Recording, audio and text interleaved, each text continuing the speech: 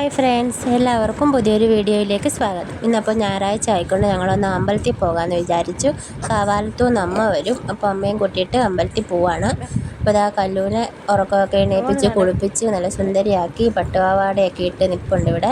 പിന്നെ കുഞ്ഞാപ്പനെ കുളിപ്പിക്കണം. അവനെ കുളിപ്പിക്കുന്നതിന് മുമ്പ് അവന് എന്തെങ്കിലും കഴിക്കാൻ കൊടുക്കണം. കുറുക്കുണ്ടാക്കി വെച്ചിട്ടുണ്ട്, അത് കൊടുത്തിട്ട് കുളിപ്പിച്ച് അവനതാ പുതിയ ഉടുപ്പൊക്കെ ഇട്ട് നല്ല സുന്ദരക്കുട്ടനാക്കി.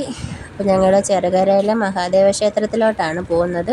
അപ്പോൾ ഓട്ടോയിലാണ് പോകുന്നത്. ഓട്ടോ വരാൻ വേണ്ടിയിട്ട് വെയിറ്റ് ചെയ്ത് നിൽക്കുകയാണ്. അപ്പോൾ ഇതാ ഞങ്ങളെല്ലാവരും റെഡി ആയിട്ടുണ്ട്. നേരത്തെ ഇടയ്ക്കിടയ്ക്ക് അമ്പലത്തിൽ പോകായിരുന്നു. ഇപ്പോൾ കുറേ നാളായിട്ട് അങ്ങനെ അമ്പലത്തിൽ പോക്കൊക്കെ ചുരുക്കമാണ്. അപ്പോൾ ഇതാ ഞങ്ങൾ അമ്പലത്തിൽ ചെന്നു, തൊഴുത് ഇറങ്ങി.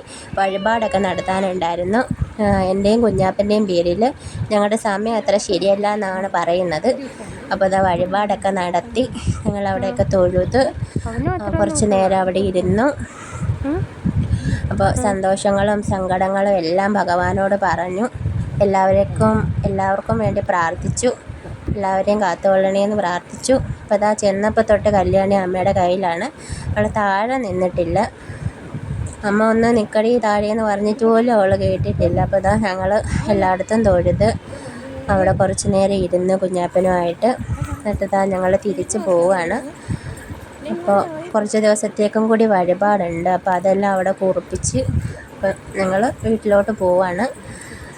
നേരത്തെ ഒക്കെ മിക്കപ്പോഴും അമ്പലത്തിൽ പോകുമായിരുന്നു. ആഴ്ചയിൽ ഒരിക്കലെങ്കിലും ഒക്കെ അമ്പലത്തിൽ പോകുമായിരുന്നു. ഇപ്പോൾ കുറച്ച് നാളായിട്ട് അമ്പലത്തിൽ പോക്ക് അങ്ങനെ കുറവാണ്. പ്രത്യേകിച്ച് അവന് ട്യൂബ് ഇട്ടിരിക്കുന്ന കാരണം ഞാനങ്ങനെ കൊണ്ടുപോക്ക് കുറവാണ്. കാരണം അമ്പലത്തിൽ ചെല്ലുമ്പോൾ എല്ലാവരും നോക്കുന്ന അവനെ ആയിരിക്കും.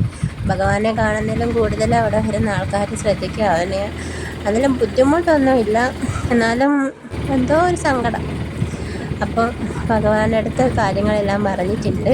ഞങ്ങളതാ തിരിച്ച് വീട്ടിലോട്ട് പോവാണ്.